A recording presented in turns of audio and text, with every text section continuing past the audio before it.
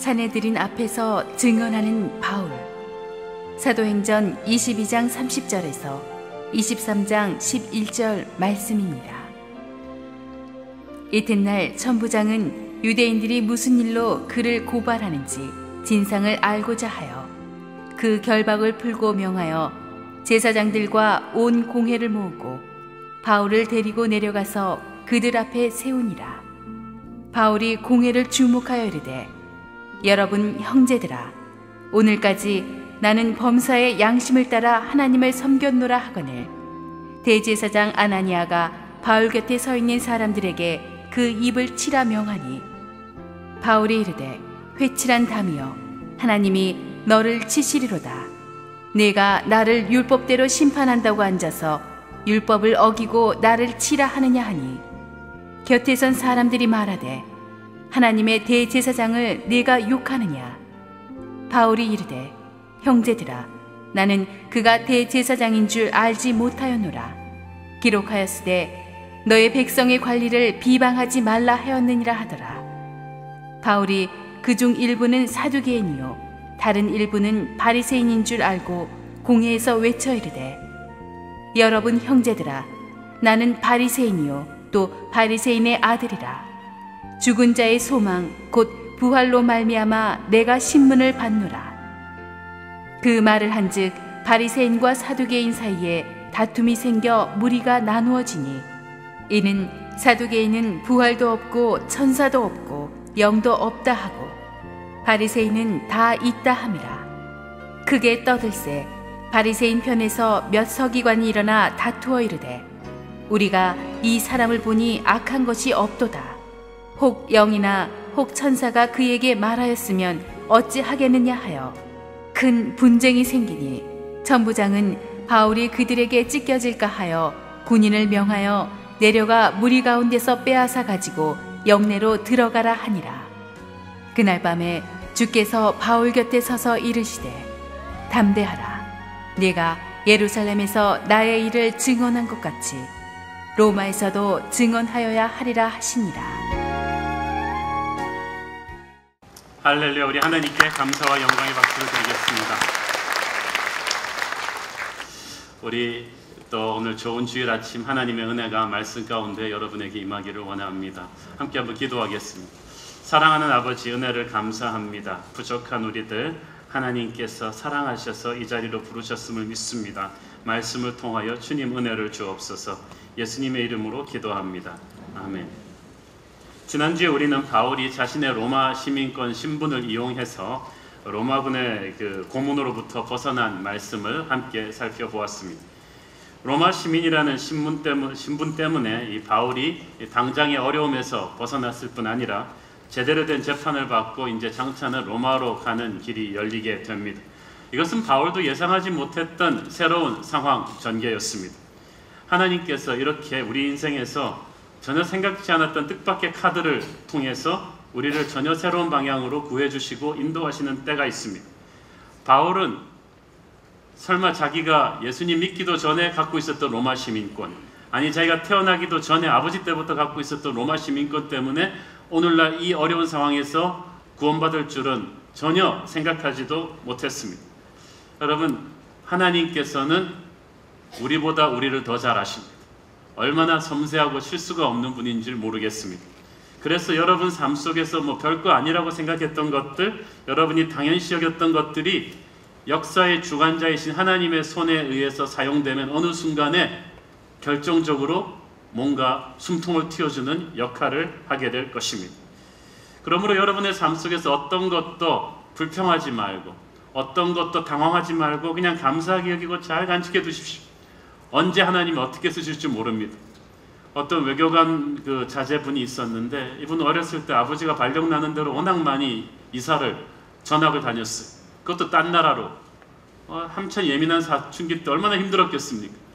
그때는 왜 우리 아버지는 저렇게 직업 선택해가지고 자기는 화려한데 난 이 고생을 하나. 그런데 나중에 보니까 이 사람이 여러 군데 다니면서 픽업했던 외국어 몇 개, 그리고 어디든지 가서 이 사람은 타 문화권에 빨리 적응해야지 살아남으니까 그 능력 하나는 탁월한 거예요. 순식간에 친구 만들고 타 문화권이랑 친해지고 적응하는 거. 젊은 나이에 고속 승진해서 글로벌 기업의 중역이 됐습니다. 그 사람이 가장 인정받는 게 그거예요. 빨리빨리 적응하는 거. 어렸을 때는 자기가 그토록 싫어했던 아버지 직업이었는데 그것 때문에 이 글로벌 시대 때는 하나님이 귀히 사용하시는 거예요. 옛날 어른들 말씀처럼 여러분 어느 구름에 비가 들었는지 모르거든요. 그래서 하나님이 여러분 각자에게 주신 어떤 게 있어요. 세상 속에서 이런 것들을 그냥 잘 갖고 계십시오. 그거 과시하고 잘난 척하지는 말고 그냥 갖고 계세요. 그러면 하나님이 어떤 순간에 바울의 로마 시민권을 쓰셨듯이 그것을 쓰실 줄로 믿습니다. 바울이 로마 시민권자라는 것을 안 천부장은 이 바울을 고문하던 것을 멈추고 바울의 결박을 풀어주기는 했지만 밤새 요새안의 기지에 감금했다가 그 다음날 다시 산헤드린 법정으로 공회에 데리고 왔습니다. 왜냐하면 이 천부장이 사실 이 말씀에는 유대인들이 무슨 일로 그를 고발하는지 진상을 알고자 했다고 되어 있지만 사실은 이 천부장이 이 골칫덩이 케이스를 좀 산헤드린 쪽으로 넘기고 싶은 마음이 있었어요. 왜냐하면 이 바울이 유창한 헬라어를 구사하는 로마 시민이기 때문에 이 바울을 막 함부로 고문할 수는 없거든요. 그렇지만 또 바울로 인해서 예루살렘 전체가 뒤집어지는 준폭동에 가까운 사태가 일어났기 때문에 이미 황제한테는 보고가 들어갔을 것이고 출동한 군 책임자인 자기는 뭔가 진상규명을 해야 되잖아요. 리포트를 써야 되잖아요. 그래서 고문은 못하겠고 사건은 어떻게 된 건지 모르겠고 그러다 보니까 은근슬쩍 유대인들의 자체 내에 있는 최고 사법기구인 산헤드린에 이 공을 넘겨버린 거예요. 그러면 바울이 아무리 로마 시민권자지만 유대인이기 때문에 유대인들 자체 내의 최고 법정기관인 산헤드린에서 유죄를 선고해버리면 로마 황제가 거기까지도 산헤드린에 제가해줬거든요. 경우에 따라서는 극형까지도 언도할 수 있는 파워를 산헤드린에 줬어요. 그래서 사실 산헤드린이 바울을 그렇게 처리해주면 천부장은 손 안 대고 코 푸는 격이죠. 자기도 나중에 할 말이 있잖아요. 로마 시민권자였지만 유대인이었고 유대인들 자체 내에서 유죄를 언도했다. 그리고 자기들이 그냥 판결했다. 나도 어쩔 수가 없었다. 그 예루살렘의 평안을 유지하기 위해서는 이것이 폭동보다 낫지 않냐라고 할 말이 있는 거예요. 그래서 천부장은 안 돌아가는 머리를 열심히 돌려서 이렇게 해봐야지. 그리고 산헤드린에 바울을 넘긴 거죠. 유대 최고의 사법기관인 이 산헤드린은 70명의 이 공회원으로 구성되어 있었습니다. 제사장, 서기관, 장로들로 구성된 여기서는 구약 성경의 율법을 잘 해석해서 사람들의 매일 일어나는 재판을 결정해주는 그런 정말 거기서는 나는 새도 떨어뜨리는 유대인 최고의 사법기구죠. 그런데 바울은 거기서 들어가서도 전혀 떨리는 게 없었습니다.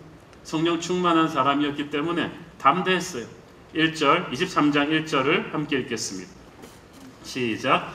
바울이 공회를 주목하여 이르되 여러분 형제들아 오늘까지 나는 범사의 양심을 따라 하나님을 섬겼노라 하거늘. 상대 이성이나 감성에 호소하지 않았습니다. 범사에 내가 양심에 따라 하나님을 섬겼다. 이 말은 내가 하늘을 우러러 항상 기도하며 하나님 음성을 듣고 했다. 하나님이 기뻐하시는 일이니까 하나님의 사명대로 간다. 이 말이에요. 이 신본주의적 자신감이 대제사장 아나니아를 격분시켰습니다.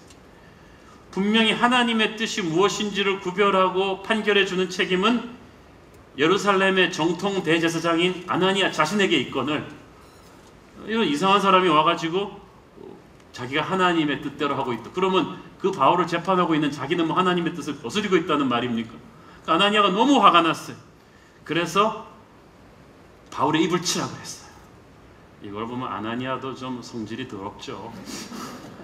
아무리 자기가 이 신분이 있는데 아니 그럼 대법원장이 피고가 하는 말이 마음에 안 든다고 저 피고의 입을 쳐라 이러는 사람이 어디 있어요? 세상 법정에서도 그러지는 않는단 말이에요.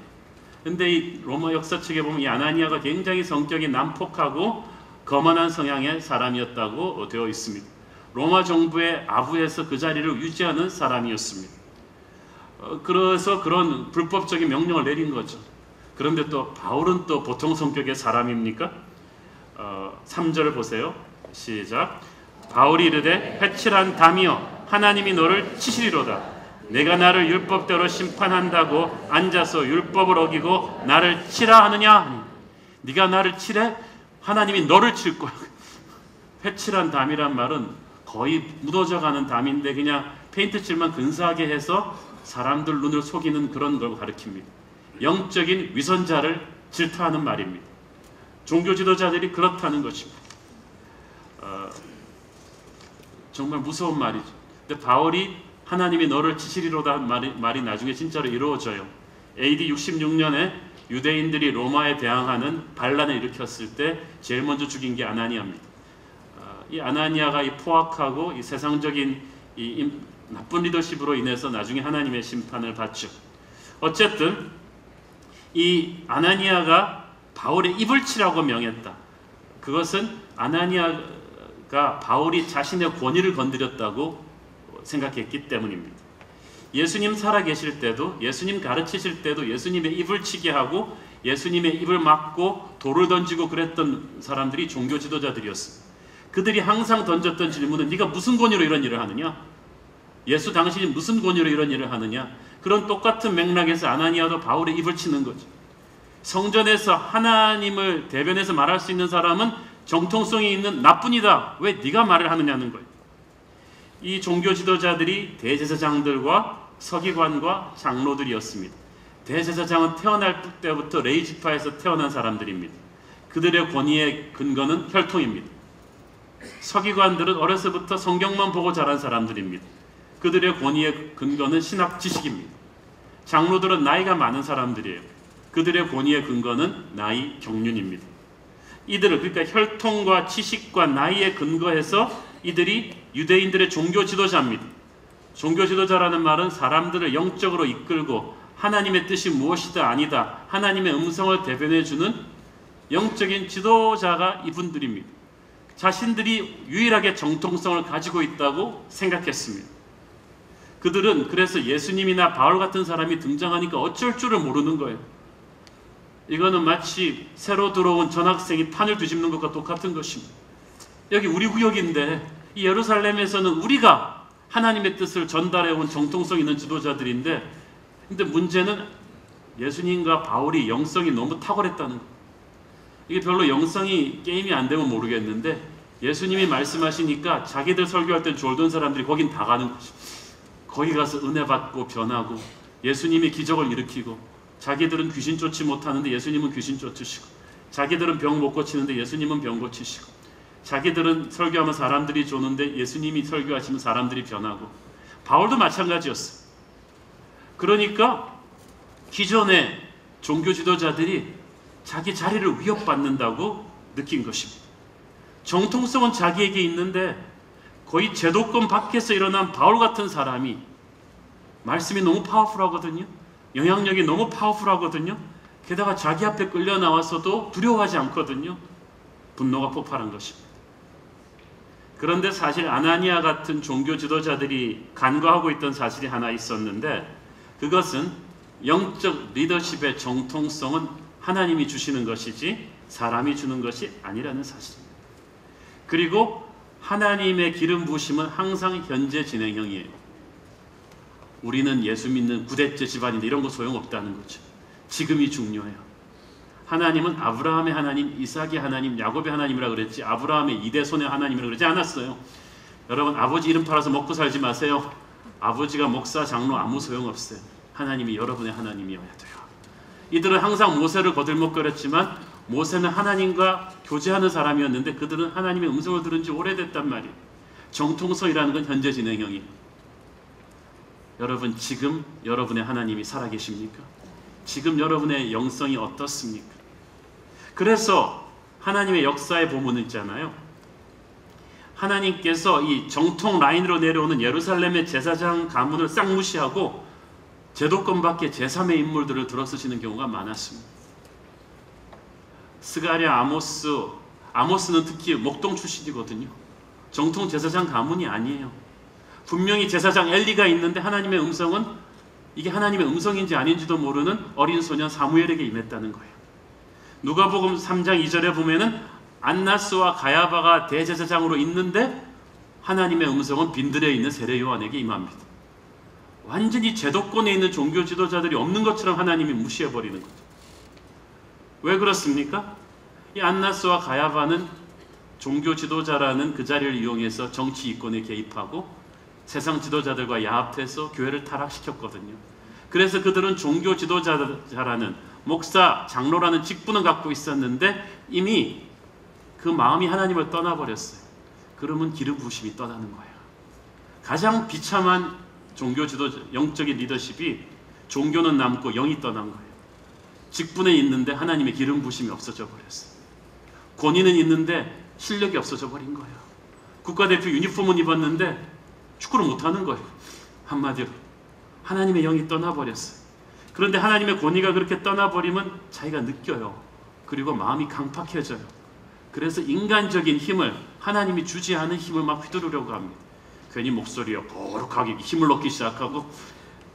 그런데 하나님의 권위가 충만한 사람은 힘을 휘두르지 않아요. 목소리에 힘주지 않아요. 가만히 있어도 권위가 흘러나오기 때문입니다.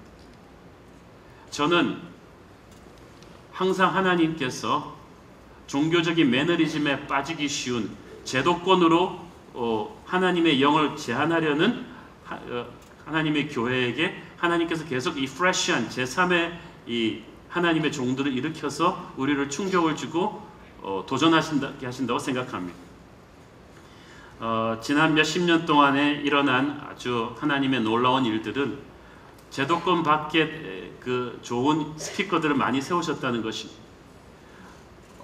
YM이나 또 OMF나 또는 CCC나 이런 곳에서 일어난 선교사님들이나 목사님들이 정말 탁월한 분들이 많아요. 탁월한 티처예요.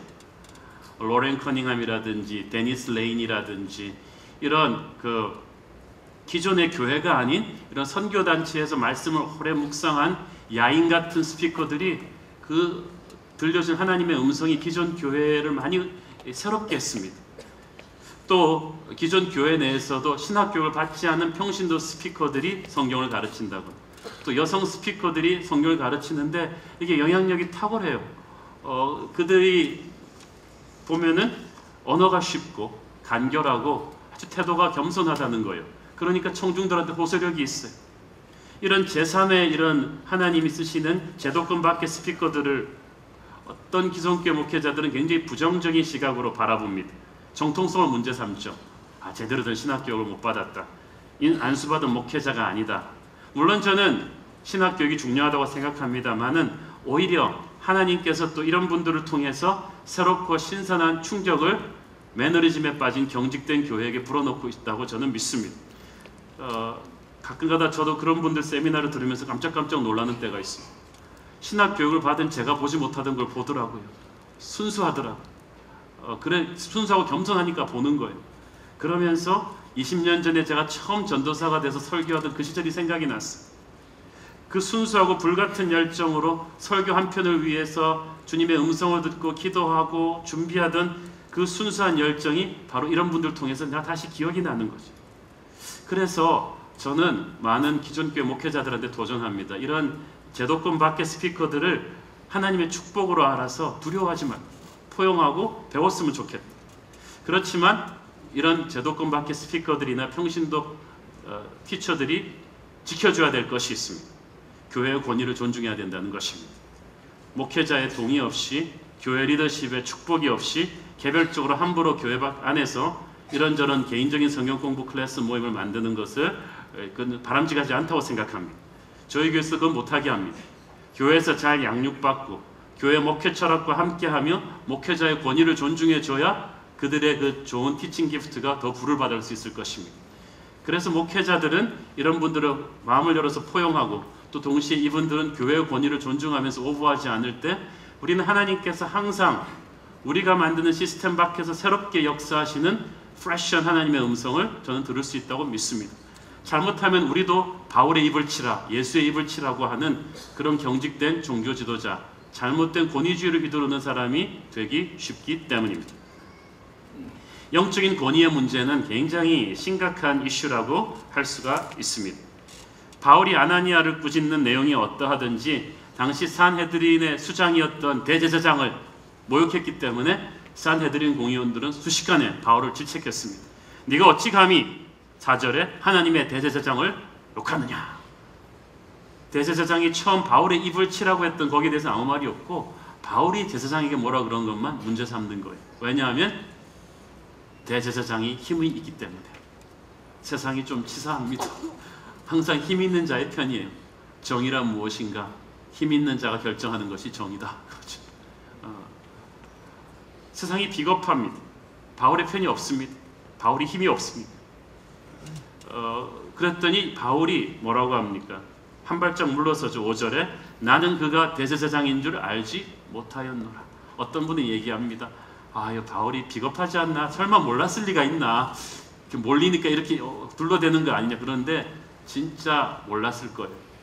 왜냐하면 바울이 예루살렘 떠난 지가 10년이 넘었잖아요. 아나니아가 대제사장 된 지가 그렇게 오래되지 않았어요. 그리고 긴급 소집된 이 산헤드린 공회에 이 아나니아가 대제사장의 옷을 챙겨 입고 오지 않았던 게 분명합니다. 그렇지 않고서 예루살렘에서 어릴 때부터 율법을 익히고 자라난 바울이 못 알아봤을 리가 만무하죠. 바울도 좀 실수한 거죠. 근데 이 바울이 또 성격이 불같지만 솔직한 사람이 제가 잘못했다는 거예요. 그리고 산헤드린 사람들의 협박이 두려워서 물러선 게 아니고 하나님 말씀이 그러했기 때문에 물러선 것입니다. 너의 백성의 관리를 비방하지 말라. 이 말은 출애굽기 22장 28절 말씀이죠. 율법의 말씀입니다. 오늘날 여기서 우리는 중요한 것을 배웁니다. 바울이 이 폭력적인 권위, 잘못된 권위지만 이 권위의 시스템을 인정했다는 것입니다. 오늘날 우리 시대를 보면 잘못된 권위에 상처받은 많은 분들이 너무나 많습니다.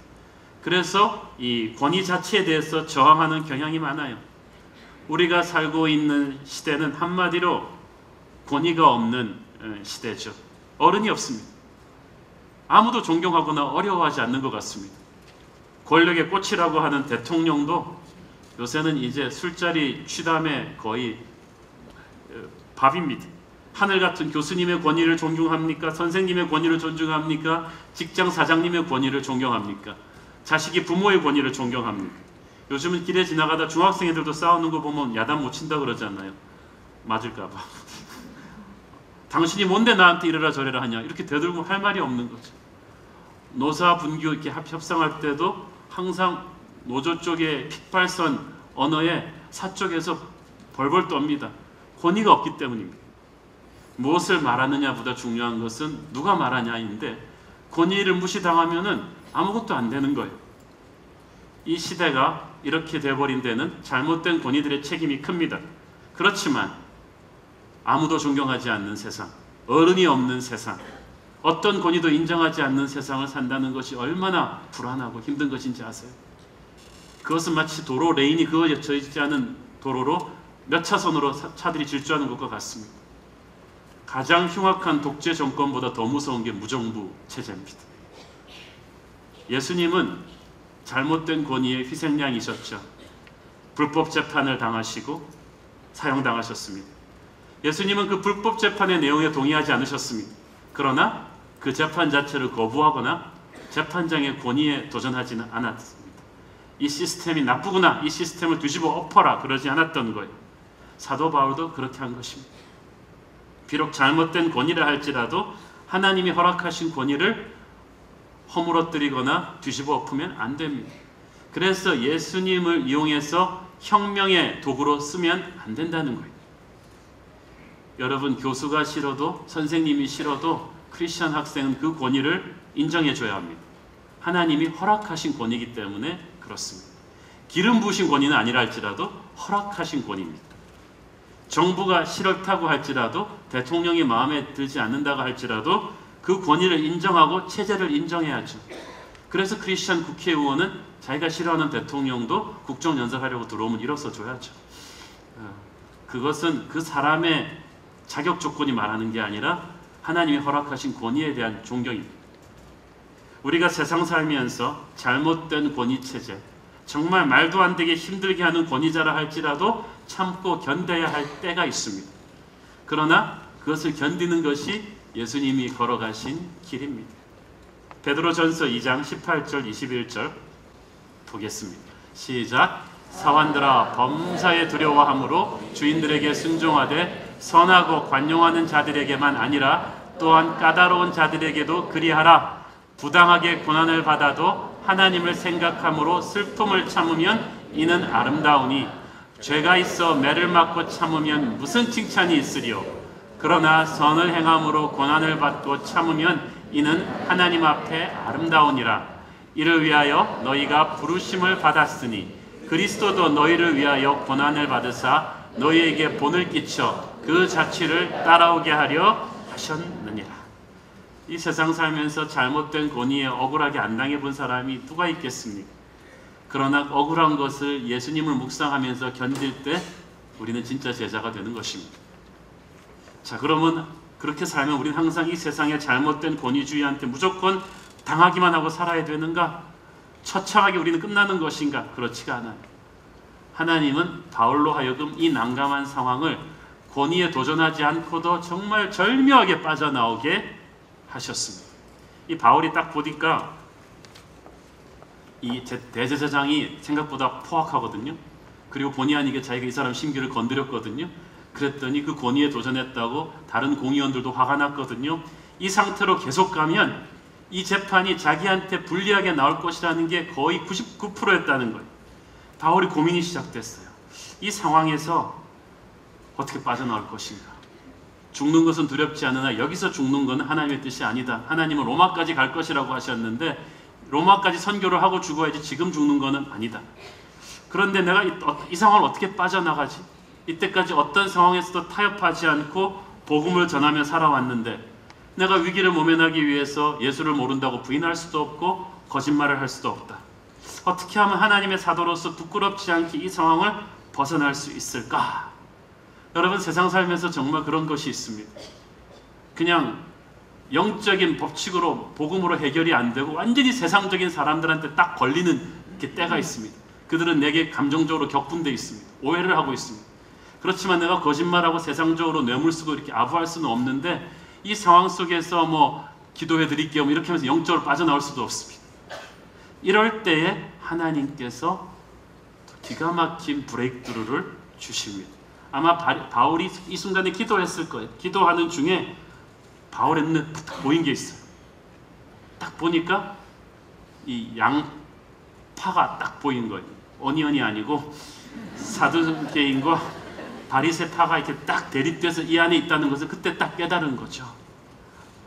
새누리당과 민주당이 있구나. 통합민족이 딱 그 생각을 하면서 바울이 순식간에 뭐라고 합니까? 6절에 나는 바리새인으로 내 아들이다. 나는 죽은 자의 소망 부활로 인하여 신문을 받는다. 자, 십자가와 부활은 항상 바울이 전하던 복음의 진수였는데 바울은 거짓말한 게 아니라 여기서 부활이라는 단어를 강하게 얘기한 것뿐이에요. 그리고 자기가 바리새인으로 살아간 건 사실이잖아요. 거짓말한 거 아무것도 없습니다. 근데 바울이 어디를 가든지 청중에 따라서 복음의 컨택 포인트를 달리했는데 여기서 그 두 단어 딱 던졌는데 이것이 아주 절묘한 수였어요. 7절을 보니까 바울의 말이 떨어지기가 무섭게 바리새인과 사두개인 사이에 다툼이 생겨 무리가 나누어졌다 그랬어요. 이때까지 그냥 똘똘 뭉쳐서 바울을 죽이려고 달려들던 그 무리가 순식간에 싸움이 벌어진 거예요. 그 안에서. 8절에 그 이유가 나오죠. 사두개인은 부활이 없다 하지만 바리새인은 있다 함이라. 굉장히 예민한 신학적인 이슈였는데 이것을 바울이 건드린 거예요. 바울이 내가 바리새인이다, 부활을 믿는다 하니까 난리가 났어요. 9절에 보니까 바리새인들이 순식간에 갑자기 바울을 지시한 거예요. 우리가 이 사람을 보니 악한 것이 없도다. 악한 것이 없긴 방금 전까지 그냥 죽이려고 그러다 갑자기. 여러분, 이게 세상입니다. 무슨 말을 하는가가 중요한 게 아니라 우리 편이냐 아니냐가 중요한 것입니다.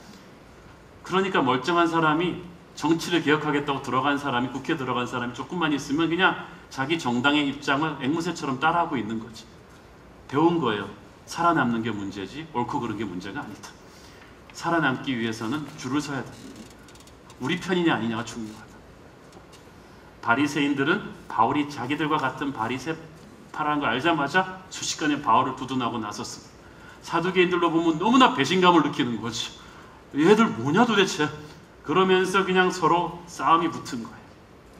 자, 여러분, 이 하나님의 이 절묘한 바울을 살려내는 방법을 보십시오.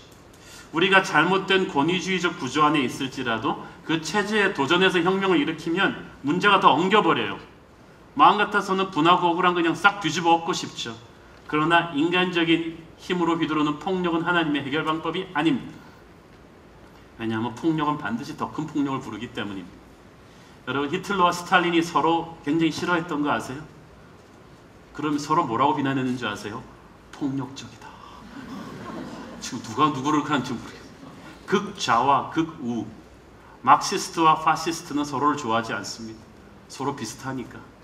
그래서 공산주의와 파시스트 정권이 바뀔 때마다 무서운 피해 복수를 하잖아요. 예수님이 그걸 아십니다. 베드로에게 칼을 꽂으라고 하셨어요. 칼로 일어서는 자는 칼로 망할 것이다. 하나님은 의인의 손으로 악인을 죽이시지 않습니다. 그럼 악인은 그냥 항상 창창하게 번성하느냐? 그렇지 않습니다. 하나님께서는 악인과 악인이 싸우게 하십니다. 악인의 손에 악인이 죽게 하시지 의인의 손에 피를 묻히게 하지 않습니다. 악인의 손에 다른 악인들의 피가 묻어요. 사두개인과 바두새인들이 싸워요. 그러니까 하나님의 사람이 여기에서 절묘하게 빠져나오는 거예요. 십자가와 부활의 복음을 우리가 계속 선포하면서 진리와 사랑을 선포하면서 하나님의 지혜를 구하면 거짓이 드러나고 악한 세력이 서로 싸우며 붕괴하게 돼 있습니다. 악과 악이 싸워서 스스로 붕괴하게 만드는 하나님의 제3의 길이 반드시 있습니다. 이것을 여러분이 처한 상황에서 기도하시면 하나님이 그런 지혜를 주실 거예요.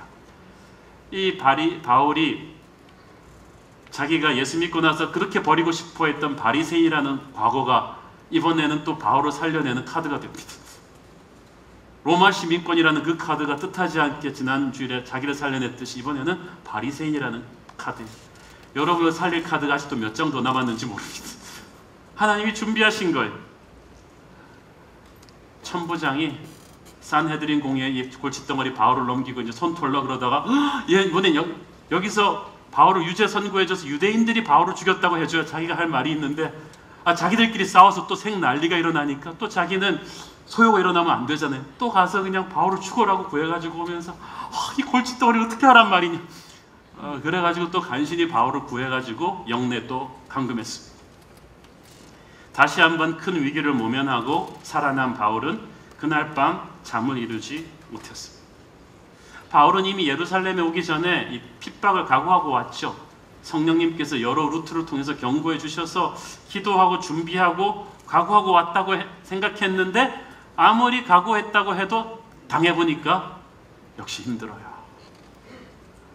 군대 가기 전에 군대 힘들다고 말을 많이 들어서 각오했는데 가보니까 역시 좀 힘들어요. 생각했던 것보다. 제가 신학교 가기 전에 목회가 힘들다고 수많은 사람들이 말을 해줬지만 나는 신앙도 있고 기도도 많이 했으니까 저는 대학부 회장보다 조금만 심하면 될 줄 알았어. 그런데 아니란 말이에요. 생각보다 힘든 거 있죠. 바울이 그랬어요. 각오하고 왔는데 더 힘든 거예요. 예루살렘 여러분 매 맞기 전에 아프다 말하고 인하고 각오하고 맞으면은 덜 아픈가요? 아픈 건 아픈 거예요. 바울이 아프단 말이에요. 자기 형제 유대인들한테 핍박을 받으니까 아파요. 몰매를 맞으니까 온몸에서 그냥 안 아픈 데가 없는데 마음이 더 아파요. 그래서 바울도 심리적으로 많이 위축되어 있었습니다. 그때 주님이 나타나셨습니다. 우리 주님 타이밍 좋아요. 항상 가장 내가 힘들고 어려울 때 주님이 아무도 나를 돌봐주지 않을 때, 사람이 나를 버릴 때, 세상이 나를 버릴 때, 지쳐 쓰러지고 싶을 때 주님이 탁 나타나십니다. 그리고 말씀하십니다. 11절 너무나 아름다운 말씀이죠. 같이 읽겠습니다. 시작. 그날 밤에 주께서 바울 곁에 서서 이르시되 담대하라. 네가 예루살렘에서 나의 일을 증언한 것 같이 로마에서도 증언하여야 하리라 하십니다. 주님께서 첫째 우리 곁에 서셨다. 영어로 stand by me이라는 단어가 얼마나 아름다운지 모릅니다. 그걸로 팝송도 있고요. 영화도 있어요. 미국 사람들이 stand by me 그럴 때는요. help me랑 또 다른 거예요. help me는 도와달라는 거고 stand by me는 그냥 내 옆에 좀 서라. stand by me, darling, darling, stand by. 그 노래 내 옆에 좀 서줘라. 뭘 안 해줘도 좋다. 그냥 내 옆에 서달라. 세상에서 가장 가슴 찡한 것이 내 옆에 누군가가 서주는 것입니다. 사람들이 다 나를 손가락질할 때 누군가가 서주는 것이에요. 제키 로빈슨은 미국 메이저리그 최초의 흑인 선수인데 이 선수가 나갈 때마다 백인 관중들이 얼마나 야유를 퍼붓는지 모릅니다. 너 껌둥이의 고향으로 돌아가라 막 야유를 퍼붓는데 한 번은 또 야유를 막 맞고 있는데 그 일루수 백인 친구가 오더니 이 제키 로빈슨 손을 딱 잡고 옆에 서주더라는 거죠. 그때 제키 로빈슨은 주님이 옆에 서주는 것 같았다. 아무 말도 하지 않고 그냥 서주는 거예요. 그 잡아주는 손에서 이미 메시지는 다 들어오고 있어요. 걱정 마. 세상이 뭐라 해도 난 너 편이야.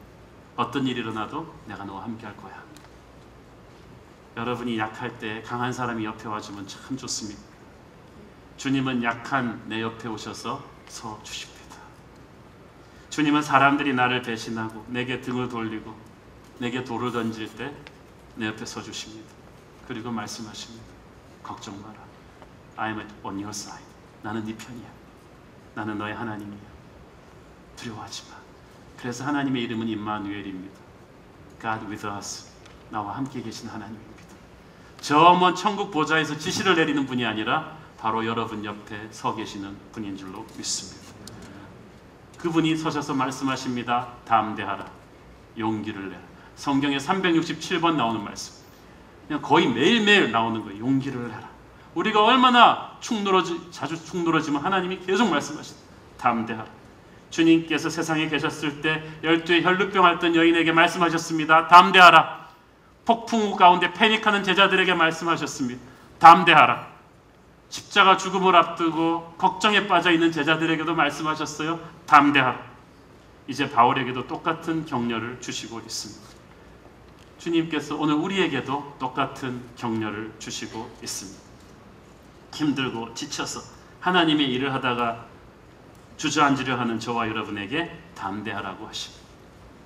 여호수아에게 말씀하셨듯이 강하고 담대하라. 내가 너를 함께 할 것이며 너를 떠나지 아니하며 버리지 않을 것이라고 하십니다. 이사야에게 말씀하셨듯이 네가 불 가운데로 지날지라도 불이 너를 사르지 못할 것이고 물 가운데로 지날지라도 물이 너를 침몰치 못할 것이며 내가 너를 지명하여 불렀나니 너는 내 것이라. 어미가 어찌 자기 몸에서 낳은 자식의 이름을 잊겠느냐. 내가 너를 내 손바닥에 새겼다고 했습니다. 너는 내 것이라고 하십니다. 암탉이 병아리를 품듯이 너를 지킬 것이라고 하십니다. 주님의 이 약속을 믿고 여러분 용기를 내십시오. 그렇게 주저앉아서는 안 됩니다. 여러분은 그렇게 주저앉아 어둠으로 살 사람이 아닙니다. 일어나 주님의 능력으로 이 세상에 부흥을 불러올 축복의 주역들인 것입니다. 사탄은 하나님을 작게 보게 만들지만 믿음은 하나님을 크게 보게 만듭니다. 이대로 주저앉지 않습니다. 여러분은 사람들의 소리, 세상의 소리를 듣고 위축되었던 어깨를 펴기를 바랍니다. 기죽어서 땅을 바라보고 있던 눈을 들어 하늘을 보기를 바랍니다. 그리고 주님이 말씀하십니다. 너는 예루살렘에서 나를 증언했던 것 같이 로마에서도 증언할 것이다. 주님이 많이 힘들지 너 좀 쉬어 이런 말 안 했어. 로마에서 너는 증언해야 될 거야. 지금 예루살렘 탈출법을 가르쳐 주셔야 되잖아요. 지금 바울은 지금 로마로 가야 된다는 비전은 주님이 옛날에 주셨지만 지금 현실이 아니잖아. 이게 예루살렘에서 어떻게 이 미친 군중들로부터 살아나느냐. 그래서 주님께서는 지금 예루살렘 탈출법을 가르쳐 주셔야 되는데 주님은 뜬금없이 계속 미래만 선포하시는 거예요. 그러나 미래를 선포하시는 것이 현실에 대한 해답입니다. 네가 로마로 갈 것이라는 말은 무슨 말입니까? 지금 예루살렘에 붙잡혀 있는 이 고통을 네가 뚫고 나올 것이다. 내가 그렇게 되게 만들 것이다. 내가 너를 로마로 보낼 것이다. 내가 너를 예루살렘에서 주저앉히지 않을 것이다. 미래의 비전을 주신다는 것은, 확인해 준다는 것은 지금 현재의 어려움은 뚫고 나온다는 거죠. 현재가 아무리 지금 진창에 빠져 있어도, 여러분 비전은 아름다운데 내 현실은 사탄이 더럽고 치사하고 그냥 간악한 방법으로 공격해서 꼭 진창에 빠진 것 같아. 이대로 주저앉을 것 같아. 그러나 그게 아니에요. 비전이 온다는 거예요. 이것이 얼마나 큰 격려인지 아십니까? 비전이라는 게. 제가 오래전에 리더스 다이제스트 잡지를 보니까 그런 스토리가 있었어요. 미국의 한 그 병원의 중환자 병동에 교통사고로 큰 중상을 입고 10시간이 넘는 대수술을 받고 이제 회복실에 들어온 중학생 환자가 있었어요. 수술은 했지만 살아날 확률이 한 10%도 안 된다고 했습니다. 그런데 기적이 일어났습니다. 그 기적은 이렇게 시작됐습니다. 그 병원은 어린이 환자, 중학생 환자들이 많았기 때문에 이 인근 대학에서 그 커뮤니티 볼런티어 서비스, 자원봉사자들이 와요. 짭이 뭐냐면 이제 어린이 환자들은 병이 회복되고 나면은 학교로 다시 돌아가야 되는데 학업이 뒤쳐져 있으니까 뒤쳐져 있는 그 학업을 지도해 주는 거예요. 대학생들은 또 그걸로 학교에다 크레딧도 받고 그러는 것입니다. 그런데 그날 처음으로 이 서비스에 동참한 대학생 하나가 늦게 와가지고 이 주의사항을 못 듣고 이제 이 주의사항이 뭐냐 하면 중환자 병원 운동은 갈 필요가 없다. 왜냐하면 이거 회복실에 있는 경상 환자 있는 아이들이 학교로 이제 몇 주 후면 돌아갈 아이들이 학업이 지장이 없도록 도와주는 거지, 중환자 병동에 있는 아이들은 언제 나올지 모르기 때문에 거기는 갈 필요가 없다는 게 지침인데 이 친구가 늦게 와가지고 못 듣고 자기 혼자 다닌 거예요. 그러면서 나는 사람 없는 데를 가야지. 그리고 다니다 보니까 중환자 병동에 쑥 들어간 거죠. 가가지고 이제 쭉 차트를 딱 보니까 이제 중학생인데 탐 브래들리 그러놓고 이게 중학교 2학년을 써 있는 거죠. 그래서 이 사람이 그냥 중학교 2학년이면 3주 있다가 개학이잖아. 그래서 중3 영문법을 가르친 거예요. 그냥 거기다. 애는 무의식적으로 이렇게 넘어 있는데 그냥 계속 2시간, 3시간 가르친 다음에 Tom, I'll be back tomorrow. 그 다음 날 내 또 올게 그러고 그냥 또 그 다음 날 또 왔어. 그래도 가끔 아무 생각도 없는 그런 사람이 있어. 그래서 일주일 내내 이게 그냥 중3 영문법을 가르친 거죠. 그런데 의사들이 절망이라고 선언했던 그 중학생 환자가 손끝이 푸득푸득 돌아오기 시작했어요. 2주일 만에 상반신이 일어나고 회복되고 밥도 먹기 시작하고 한 달 만에 걸어 정도로 회복이 됐어요. 다 기적이라고 했어요. 의사들이 말하기로 이해가 안 됩니다. 만약에 정말 살아야겠다는 강렬한 믿음이 있다면 몰라도 이건 불가능한 거 아니냐. 그 부모도 이거 누가 그런 믿음을 줬지? 그러면서 이해가 안 되는데 나중에 얘가 깨어나서 알았어. 이 아이 말이 자기가 이렇게 무의식 속에서 나는 아무개 대학생인데 네가 이제 중3 영문 학교 돌아가면은 3주에 학교 돌아가면 중3 공부를 해야 되는데 영문법을 모르지 않냐 그러면서 영문법 강의를 다 들은 거예요. 그러니까 이 중학생 생각에는 병원에서 3주 후면 내가 퇴원할 수 있다고 믿었기 때문에 선생님을 보내서 가르쳤다고 생각한 거죠. 그래가지고 자기는 그 무의식 속에서 이렇게 누워가지고 계속 그냥 강의를 들은 거예요. 3주 후면은 내가 산다는 그냥 확신이 딱 있는 거죠, 이한테. 그래서 일어났다는 거예요. 여러분, 비전의 힘이 놀랍지 않습니까? 어떤 인간이 아무 생각 없이 준 비전도 이렇게 파워풀한데 만군의 여호와이신 하나님께서 약속하신 비전이 얼마나 파워풀합니까? 여러분이 지금은 병상에 누워있는 그런 중학생 환자 같아도 주님이 말씀하십니다. 너는 예루살렘에 누워있지 않고 반드시 로마로 가게 될 것이다. 예루살렘에서 너를 공격하는 사람들의 사악한 그 공격과 그런 지저분한 영적인 시험에서 너는 노예가 되지 않고 일어나 살아날 것이다. 지금 그 어려움 속에서 사탄이 하는 말을 믿지 마라. 너를 절망하게 하고 포기하게 하려는 그 말을 믿지 마라. 너는 그 정도 사람이 아니야. 새로운 교회를 개척하고 지금까지 오면서 크고 작은 많은 어려운 고비들이 있었는데 교회가 선교를 선포하고 전도를 선포하고 큰 일을 하려고 할 때마다 사탄이 많은 공격을 우리한테 줬습니다. 저한테도 줬습니다. 그럴 때마다 저는 생각을 했어요. 내가 정말 제대로 하고 있는 것일까? 그때 사탄이 보이스피싱을 하죠. 이 교회 이러다가 큰일 날 수도 있어. 너가 목회할 자격이 없어. 막 이렇게 하는 거예요. 그런데 그때마다 오늘의 바울에게 나타나셨던 주님께서 나타나셔서 말없이 손을 잡아 주시는 거야. 두려워하지 마라. 용기를 내라. 너는 죽지 않을 것이다. 그리고 새로운 교회 비전을 처음 세울 때 비전을 계속 주시는 것입니다. 이 교회는 하나의 교회가 아니다. 이 교회는 아시아의 부흥을 일으킬 교회이다. 통일 한국 시대를 준비할 교회가 될 것이다. 절망에 빠져있는 한국의 교회들의 소망을 주는 그런 교회가 될 것이다. 너는 일어나라. 너는 강하고 담대하라. 내가 너를 버리지 않았다. 네가 가는 길이 옳은 길이다. 이 음성을 들을 때 우리는 고통의 눈물을 슥슥 닦고 일어나는 것이죠. 사랑하는 여러분, 여러분이 하나님의 일을 하면서 순종하고 갈 때 어렵고 힘들 때일수록 용기를 내십시오. 군대가 전진할 때 어떤 지역에서 특별히 적군의 저항이 심하면 그 지역에 적의 사령부가 있든지 병창기지가 있는 거래요. 그러니까 발악하는 거예요.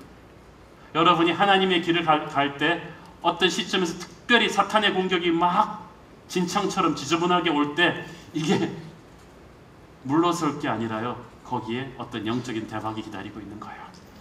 사탄은 너무나 싫어하고 하나님은 너무나 영광 받으실 어떤 태스크가 여러분에게 오는 거예요. 그러므로 여러분은 눈을 질끔 감고 일어나기를 바랍니다. 힘을 내고 일어나는 거예요. 우리는 그렇게 죽지 않습니다. 현실이 아무리 어렵고 힘들다 할지라도 우리는 축복의 로마로 가야 되기 때문에 예루살렘에서 죽을 수는 없는 거예요. 저와 여러분에게 그 하나님이 오늘 오십니다. 기도하겠습니다. 사랑하는 아버지, 은혜를 감사합니다. 주님, 오늘 이 시간에 바울처럼 힘들고 어려운 하나님의 길을 가면서 사악한 사람들의 영적인 공격에 주저앉아 있는 사람들이 있습니까? 오늘 하나님의 음성을 듣고 일어나게 하여 주시옵소서. 우리는 이대로 암흑 속으로 절망 속으로 가라앉아 버릴 사람들이 아니라 어려움이 올수록 박차고 일어나 나사렛 예수 이름으로 승리할 성도요 교회임을 믿습니다. 주님 그렇게 말씀하여 주옵소서. 예수님의 이름으로 기도합니다.